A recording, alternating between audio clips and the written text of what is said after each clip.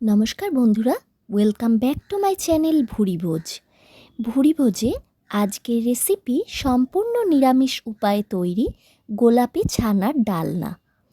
গোলাপি ছানার ডালনা নামটা ঠিক যতটা সুন্দর, রেসিপিটাও ততটাই সুস্বাদু। আর এই সুস্বাদু রেসিপিটা কিভাবে বানানো হয় সেটাই আজ দেখে নেওয়া যাক। প্রথমে কড়াই বসিয়ে তাতে তেল দিয়ে দিলাম। আগে থেকে কিউব করে কেটে রাখা পনিরের টুকরোগুলো তেলের মধ্যে দিয়ে হালকা করে নেড়েচেড়ে তুলে নেব।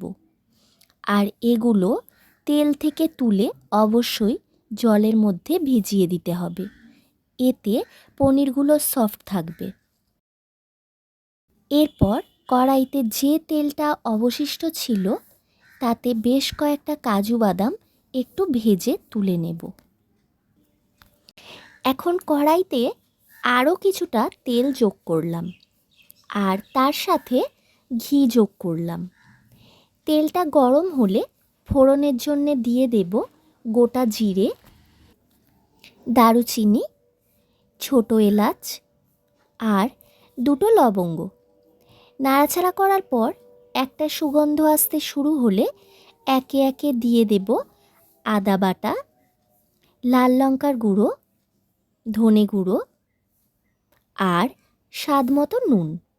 ব্যাস, সবটা একটু তেলের মধ্যে নেড়ে ছেড়ে এর উপর আগে থেকে তৈরি করা টমেটো পিউরি দিয়ে দেব। এবার টমেটোর কাঁচা গন্ধটা চলে না যাওয়া পর্যন্ত এটা কষিয়ে নিতে হবে।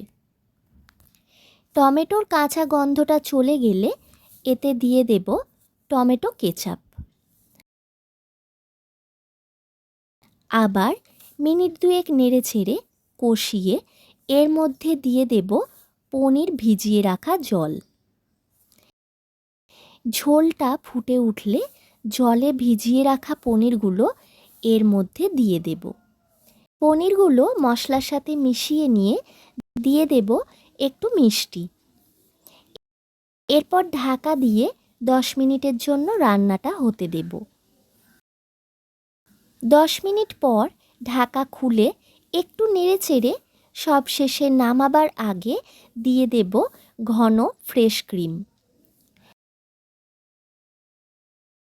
সবটা মিশিয়ে নিলেই তৈরি গোলাপি ছানার ডালনা। পরিবেশনের সময় উপর থেকে ভাজা কাজু বাদাম ছড়িয়ে দিতে হবে। সম্পূর্ণ ভিডিওটা দেখার জন্য অনেক ধন্যবাদ। আমার এই রেসিপিটা যদি ভালো লাগে তাহলে অবশ্যই একটা লাইক করো আর অনেক অনেক শেয়ার করো চেনা জানা সকলের সাথে। যদি তুমি আমার চ্যানেলের নতুন বন্ধু হও তাহলে প্লিজ আমার চ্যানেলটা সাবস্ক্রাইব করে পাশে থাকা বেল আইকনটা প্রেস করে দিও। সকলে ভালো থেকো, সুস্থ থেকো। আজ তাহলে এই পর্যন্তই। টাটা।